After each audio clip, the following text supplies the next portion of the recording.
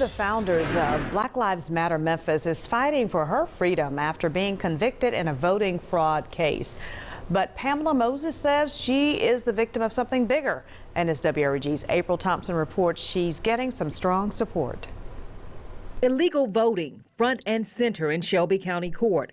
Black Lives Matter activist Pam Moses now facing jail time and fighting for her freedom. They want to pick and control who the black leaders are in the South, and they do it through voter suppression. They suppressed my right to vote forever. Pam Moses, who goes by P. Moses, says it goes back to 2015 when she pled guilty to a 10-count indictment. She had been in jail for 5.5 months on a $500,000 bond and says she saw a plea as the only way out. Among the charges, forgery, perjury, and stalking, after she says she complained about some elected officials, but also included in her charges tampering with evidence, a crime that strips you of your right to vote forever in Tennessee. You maintain you didn't tamper with anything. I maintain I did nothing but complain on public officials that were corrupt. That's all I did. I complained about them and I put it in writing. Fast forward to 2019. Moses got a rude awakening when she applied to have her voting rights restored. She was charged with falsifying information on her voter registration. Her trial was set for this November 1st. I didn't even know I was going to trial until like a few days before this. She says she refused to take a plea this time because she feels she's done nothing wrong. The 12 counts of illegal registration or voting were dismissed almost as soon as the trial started. Prosecutors could not prove she had intentionally registered illegally. This application to have her voting rights restored was filled out for her and approved by the Department of Corrections officials on September 3, 2019. Staff from the Shelby County Election Commission even signed off on the application. Until this letter came, dated September 4th, 2019, a day later, saying, wait a minute, they were wrong. I relied on the Election Commission because those are the people who were supposed to know what, you're supposed to do.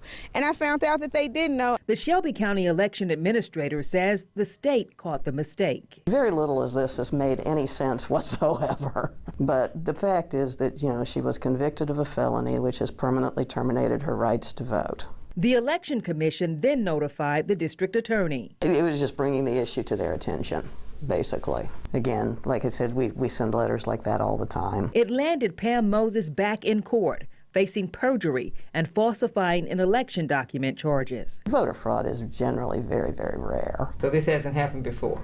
Not that I've seen. DA Amy Wyrick's office took the case to trial. Felons are not allowed to vote in the state of Tennessee unless their rights have been restored by a court. What we had proof to present to a jury, we presented to that jury, and they listened to the evidence, they listened to the facts, they applied their common sense, and they returned a verdict of guilty. The DA's press release says Pam Moses was found guilty of illegally registering to vote in 2019, saying because she pled guilty to tampering with evidence in 2015, under the law, she is permanently deemed ineligible to vote in Tennessee. But you can't just go vote because you feel like it after having been convicted of a felony.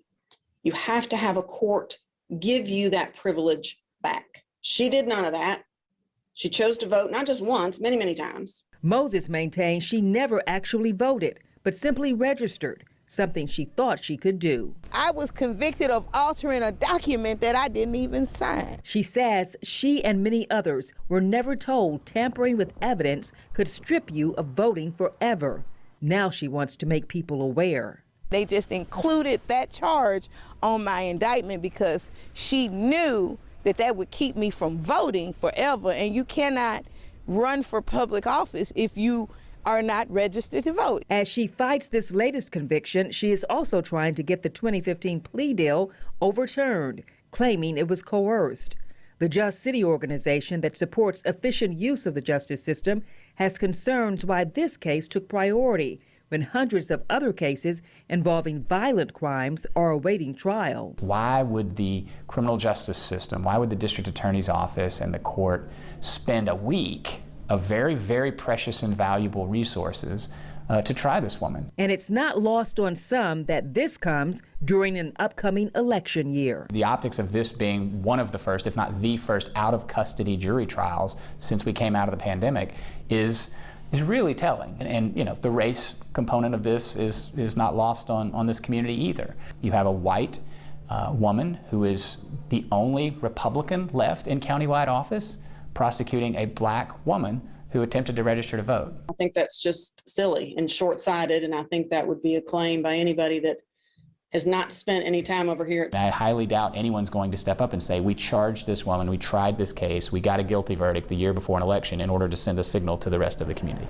No one's going to say that, but that's what happened. But Pam Moses says she will continue to fight. I believe that the law will change where people who are citizens and pay taxes will have the right to vote. And if it has to be me to take the lead on that, I'm willing to do that because it's important to the future of America, not just Memphis. April Thompson, WREG News Channel 3 investigators. Fighting for her right to vote, and you can go to the state and election commission websites to see a list of the type of felonies where your voting rights can never be restored.